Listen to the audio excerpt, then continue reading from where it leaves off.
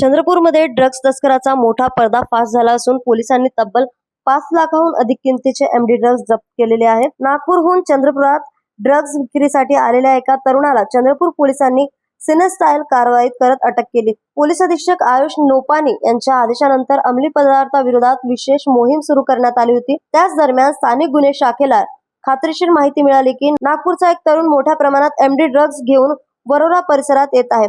माहिती मिळताच पोलिसांनी खंबाळा शिवारात सापळा रचला. काही वेळातच एक संशयित तरुण मोपेडवरून येताना दिसला.